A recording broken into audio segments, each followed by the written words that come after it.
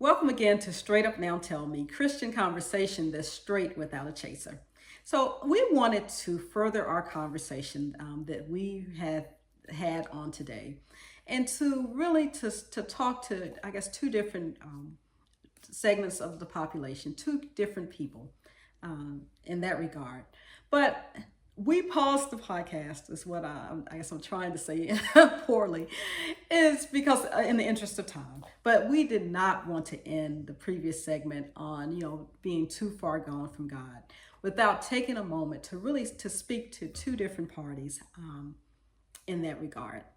And so, what we will say, straight off the top, straight up now, tell me that we want to say to persons who have been negatively affected by the actions of someone else. Be it that, by someone's criminal activity or by someone's negligence in the fact, or just, I'll say, errant behavior. So, by way of an example, we have persons who may have been affected, by persons who've done, criminal business activity, so to speak, and that has negatively impacted the family, maybe at the worst time, where there could be a loss of employment, or it could be a situation where, a loss of employment at a time when, we were sending our kids off to college. And so it may have interrupted, had lasting effects in that regard. Or we have, may have persons who have lost loved ones, again, to someone's criminal activity at the hands of someone else, or due to them being their drug supplier in a neighborhood that caused us to lose a loved one in that regard. And certainly that is hard to really to go through, in that regard. But or it could be that we've been hurt by someone else's behavior, and so it may not have been totally criminal, but it could be something along the lines of the infidelity of a spouse, male or female, and that's kind of, we felt like, disrupted our lives, or whatever the case. And so as we were talking previously about the love of God and the fact that God has decided to shine his love on us, and that it's never a possibility for us to be too far gone or to outrun that love of God, and that if we are in a space where we find ourselves not feeling in the presence of God, or not feeling the love of God, it is simply on us and not on God. It's simply because we do not want to be, is where we landed. And so the decision is on us. God is standing there at the door knocking. God has, decided to be our God. He's decided to love us, things that we've talked about previously in the first leg of the podcast. But if we're not there, then, it's simply because we don't want to be, whether we find ourselves far from God in this portion of life or in the next portion of life, is simply because we don't want to be. And so that is where the plane, we landed the plane in our previous portion of this segment. But speaking on that, we again recognize that that might be a difficult thing for us to hear. For those of us who've been affected by someone else's, again, behavior, criminal activity, who, have lost loved ones in that regard. So we wanted to certainly spend a moment to circle back and to have that conversation in that regard as well. But what I will say, just, straight off the top, is that, we have to recognize, and I certainly hope that we do, is that whatever happened is not our fault. At the hands of someone else, it is not our fault. And so we recognize that as straight up now tell me, but even more importantly, please know that, God acknowledges that and recognizes that as well. But what I want to say too, and no but, I should, really careful with my words. What I want to say is that God acknowledges that it's not your fault. And he also acknowledges that there are lasting effects here in this space based on someone else's behavior, and that there is lasting trauma that has occurred because of a situation, that there is a hurt that endures, so to speak, in that regard. And then there's also um, a wound that, may seem that it will never heal. And so we acknowledge that here at Straight Up Now Tell Me, and so does God. And didn't want to end, I guess, this segment without, pausing to say that aloud, for all of us who have been affected by, at the hands of someone else. Um, but if I might offer, I guess, a suggestion of how to withstand um, this broadcast. And when we find ourselves in that situation, I guess three things that we would like to offer. And one, it would be to really ask God to help us heal, or to continue to heal, even in this present moment, in this very moment. So please, ask God, to help us continue to heal, even in this present moment, and to ask God,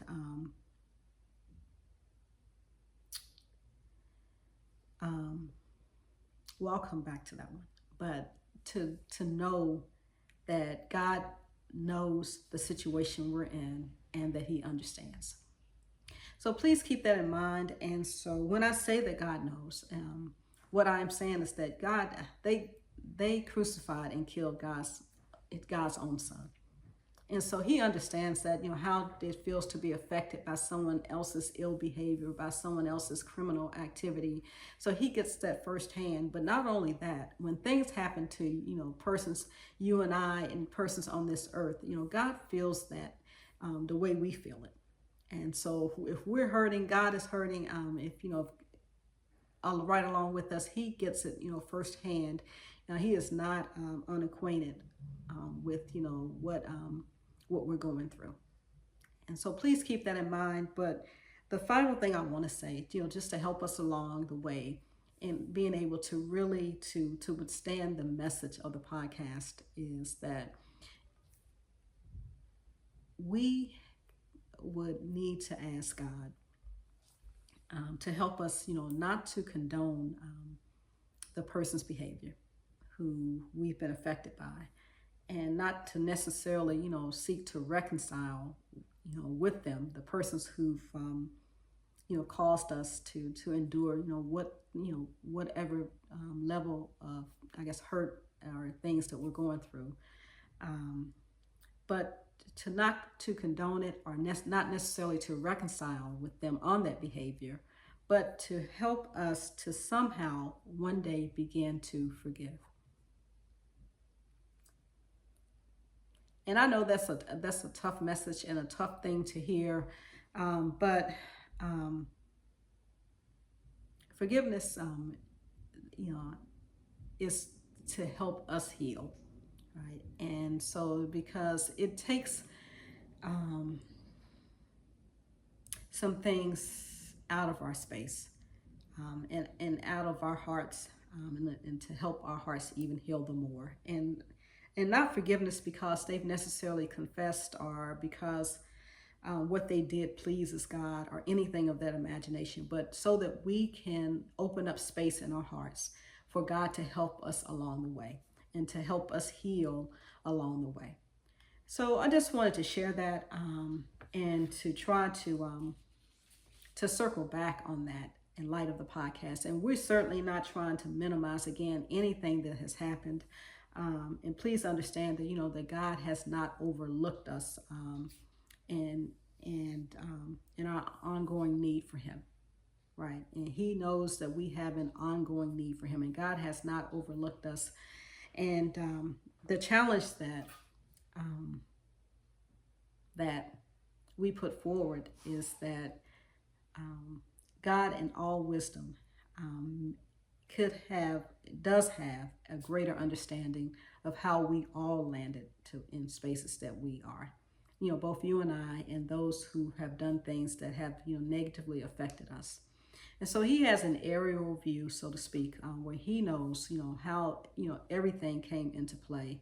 And not to dismiss it at all by any stretch of the imagination, not to say that God agrees with it. He certainly does not. Not to say that God is going to overlook that behavior. He certainly is not. There are things called consequences in this play, in our space. right? And so where, persons are held accountable in that regard, and life can be a consequence in and of itself in a lot of ways. Things that we encounter in our own lives after we've done things that we probably should not, have done. So please keep that in mind in that regard. And my prayer is that we will continue to heal. Okay? Sincerely.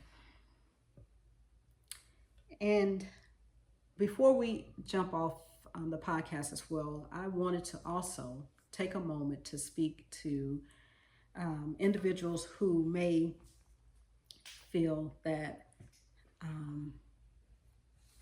that persons should, who may feel that judgment is the thing that needs to happen right now, right? And based on everything that we've talked about.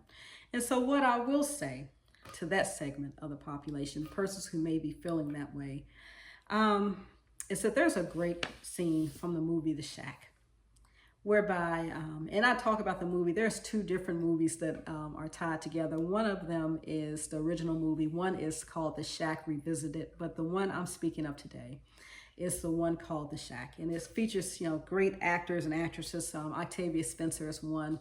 And I always say when I mention it that it starts off slow, but if you give it until the second time that Octavia Spencer appears, then it gets really interesting really fast.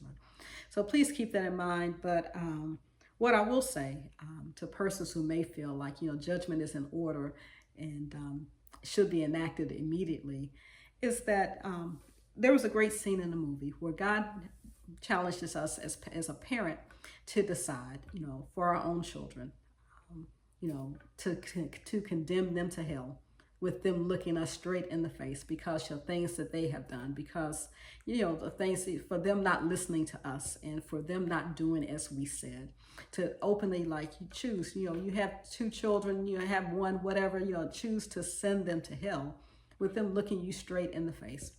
And, as it played out in the scene that I'm talking about, that, the dad who was asked to do that wasn't able to do it. Right. And I dare say that, a lot of us in that situation as loving parents would not be able to do that. What we're asking God to do in that situation, because, all of us are God's children, and we want him to, condemn, his own children to hell, quick, fast, in a hurry if they've done something that we don't like.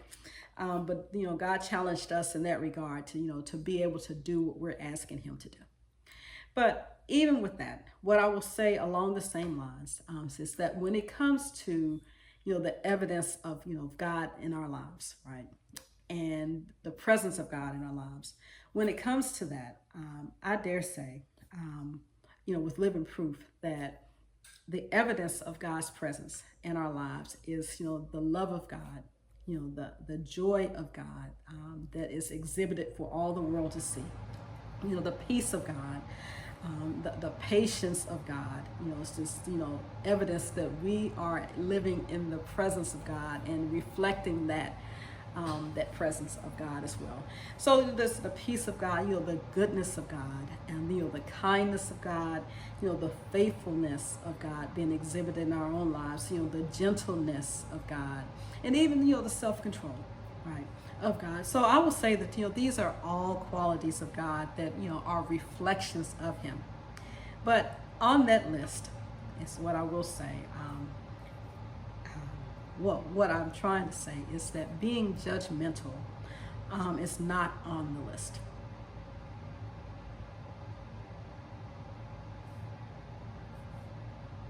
So of all the things that, when we say that, that we should be as, as humans on this planet, of all the things that are reflections of God in our lives, are all the things that we should let, our light shine in that regard, with the love of God being displayed, the joy, the peace, the patience, the goodness, the faithfulness, the kindness, the self-control of God, the gentleness of God.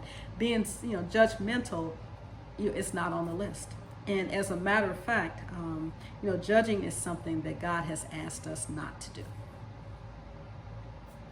Now, straight up now tell me, we have to say that, and And hey, we may ask the question, but why?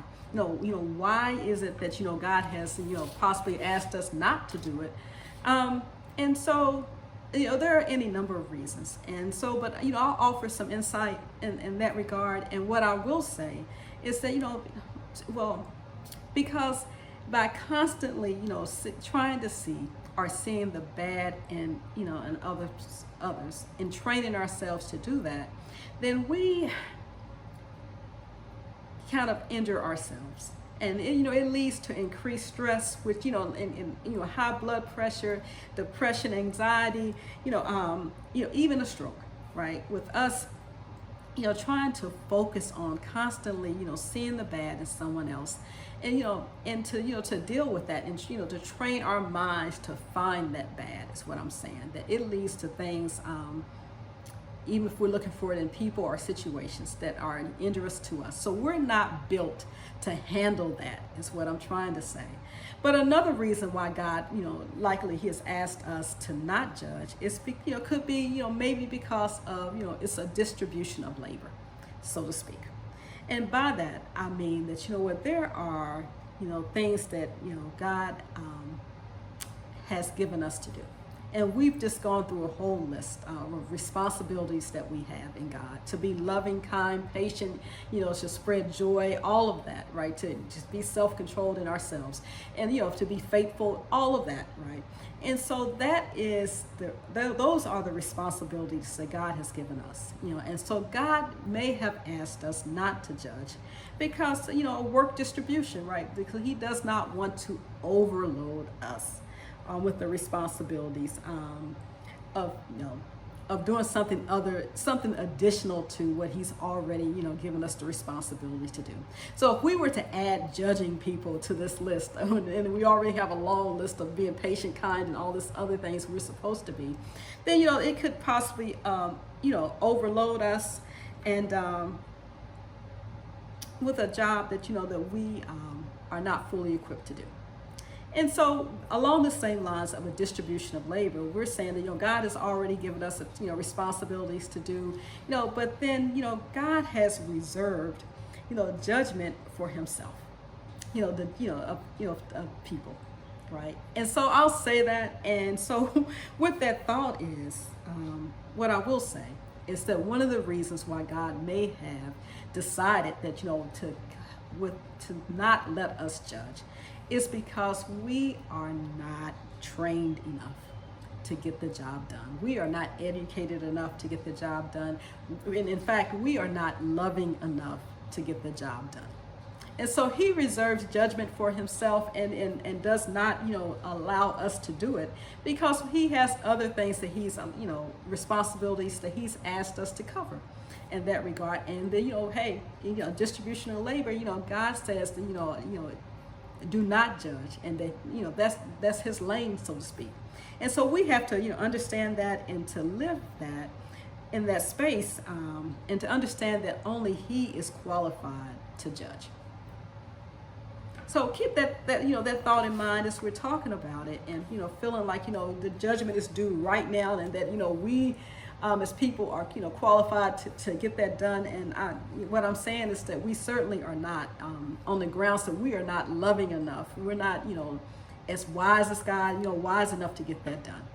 But along the same lines, when we talk about being judgmental, what I will say is that there are different types of judgmentalism. I'm making up a word, but there are certainly different types. But all of it is wrong. Right. And so, self-righteous judgment is wrong, as someone has pointed out. And the reason being is that we have been called to humility. So, being self-righteous and being, self-righteous judgment, having that in our space, that is wrong. And, in harsh, unforgiving judgment is also wrong.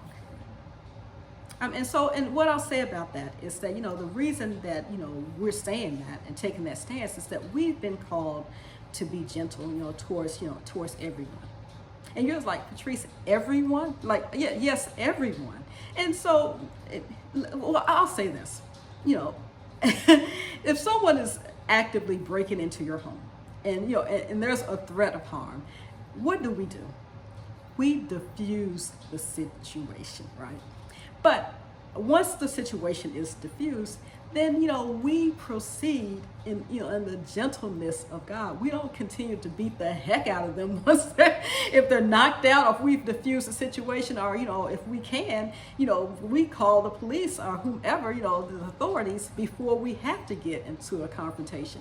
But I'm not saying that we are foolish, but what I'm saying is that we diffuse the situation, but we do it in a manner that where there's that's of only what is necessary to get it done. But beyond that, things in situations where it may be difficult, things are happening, we work actively to do it. Take the approach that is the most gentle approach that that we can in that situation. So, harsh, unforgiving judgment is wrong, right, in that space. And because we are always called to be gentle towards other people. But I took the sidebar because I felt the need to, to add that in, right? So, self-righteous judgment is wrong. Harsh, unforgiving judgment is wrong. Hypocritical judgment is wrong. And simply because, we condemn our own selves if we do the same thing and then, cast judgment on someone else for doing that. So, all of those are wrong, along with even someone added like superficial judgment is wrong. Right. So all of those are wrong. And, outside of the lane that God has asked us to be in. And so with superficial judgment, it is simply passing judgment on someone based on their appearance, or, or things like that, or based on, anything, I guess, superficial, so to speak. And to jump to conclusions about a person without enough evidence, without any evidence. But the whole point of it is that what God has asked us not to judge, and that self-righteous judgment is wrong, superficial judgment is wrong, hypocritical judgment is wrong, right? Still wrong, and that harsh, unforgiving judgment is also wrong. But what I want to say also is that I believe we have a tendency to function as if there is a hierarchy of sin.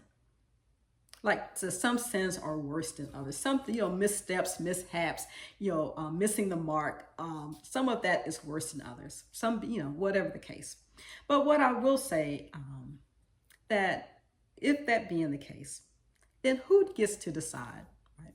Which situation is worse, which misstep is worse, and who goes to judgment, to hell, quicker than somebody else, right? If it's left in our hands, who gets to decide what that is?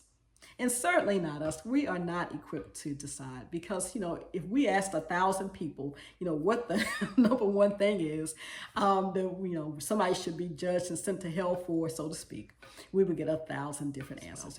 So just keep that in mind, that,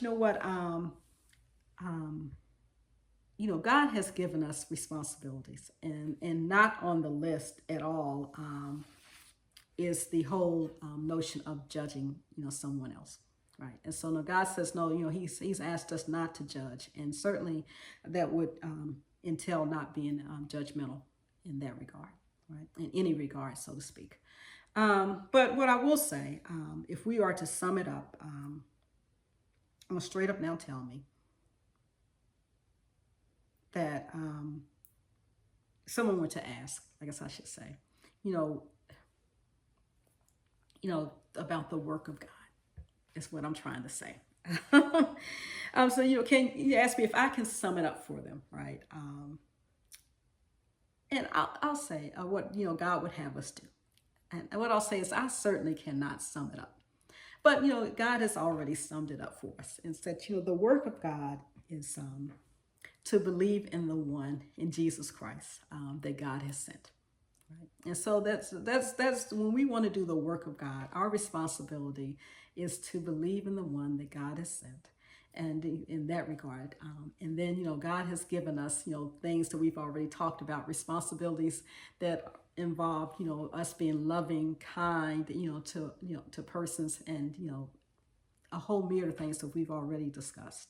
So keep that in mind. And so it certainly is not for us to be judgmental in any regard. That is not our responsibility. It is errant. And and so what I will say is that certainly, we've talked about it before. And so there are consequences and complications of person's actions, right? In their own lives, right? And so we get that. And so it's not that, consequences are removed per se. Life can be a consequence in and of itself.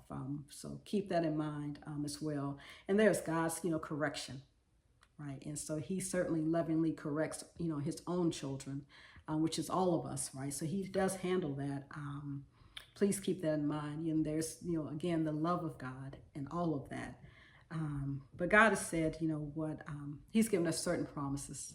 And one of them is that, he will be with us always, and that he will not forsake us, or, which is, it means that he will not leave us high and dry. So please keep those thoughts in mind, and that God is, forever faithful and willing to forgive. Right. And so please know that, and that God does lovingly confront us.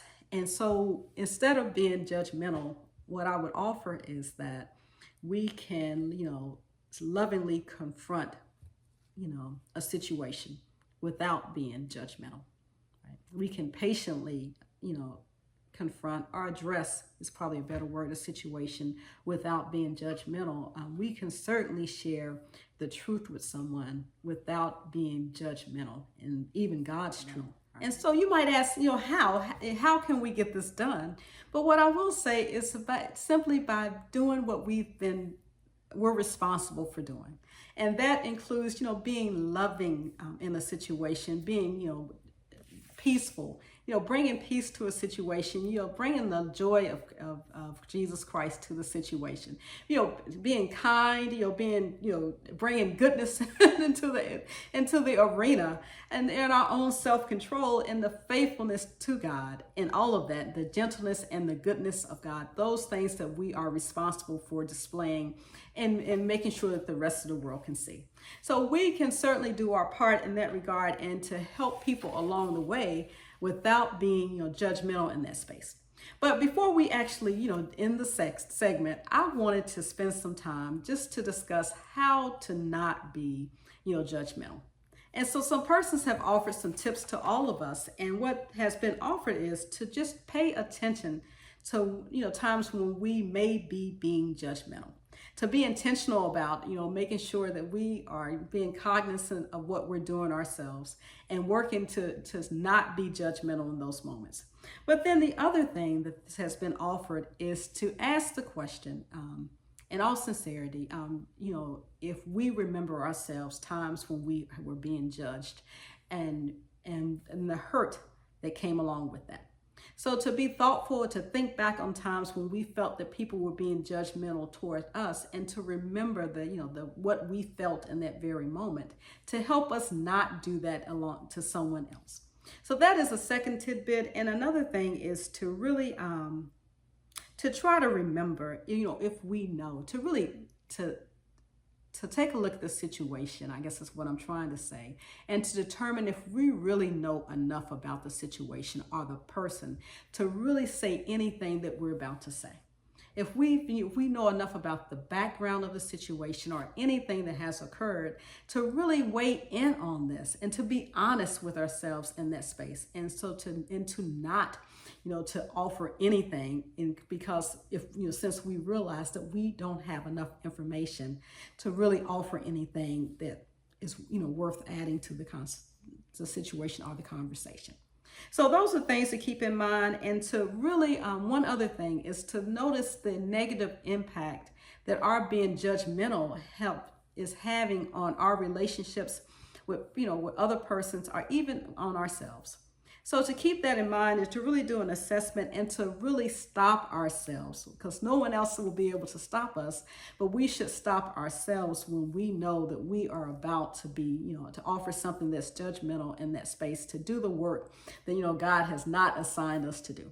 So please keep that in mind, and to really, we can practice kindness and thoughtfulness and really, understanding in that space, and all the other things that are our responsibilities to help us be less judgmental in a space. And what we'll say is, along with everything else, put it in God's hands. And so the persons who feel that they're too far away from God, put it in God's hands. Those persons who may be dealing with being judgmental, put it in God's hands and let him help us, along the road, and to not do the things that he would not have us to do.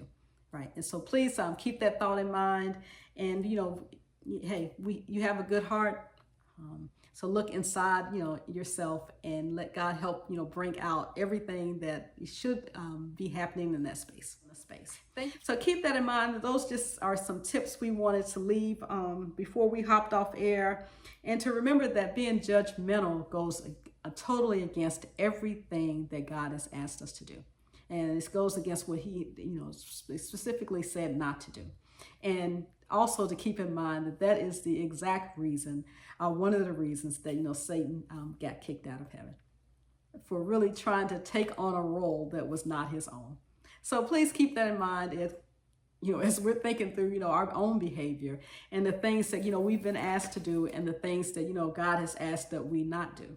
So again, straight up now tell me, we thank you for joining us well, and we are a work in progress, all of us. So we get it, but again, we offer, the tips that we've shared today to help us all move forward in life.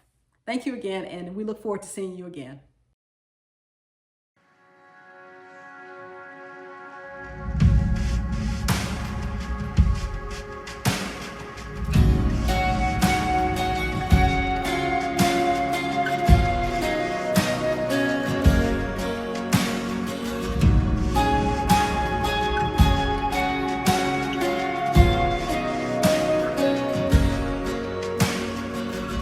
Before I spoke a word, you were singing over me. You have been so, so good to me. Before I took a breath, you breathed your life in me. You have been so, so kind to me. Oh, the overwhelming, never-ending, reckless love of God. Oh, it chases me down, fights till I'm found, leaves the 99. I couldn't earn it, and I don't deserve it, still you give yourself away. Oh, the overwhelming, never-ending, reckless love of God. Yeah.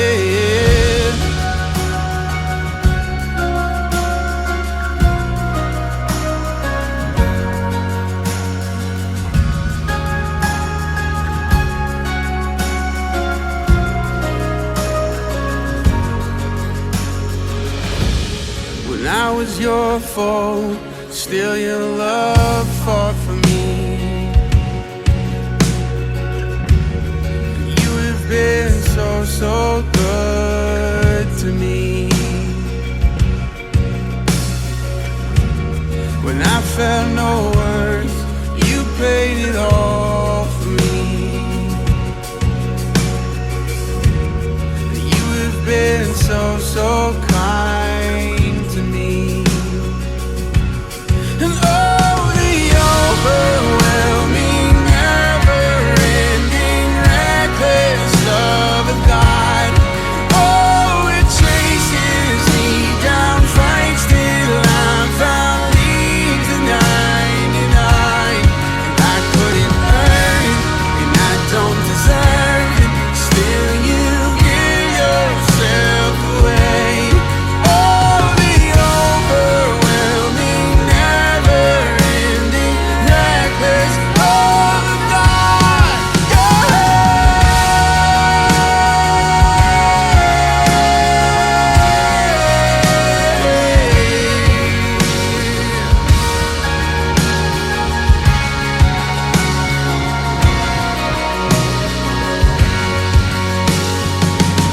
There's no shadow you won't light up, mountain you won't climb up, coming after me. There's no wall you won't kick down, lie you won't tear down, coming after me. There's no shadow you won't light up, mountain mountain you won't climb up.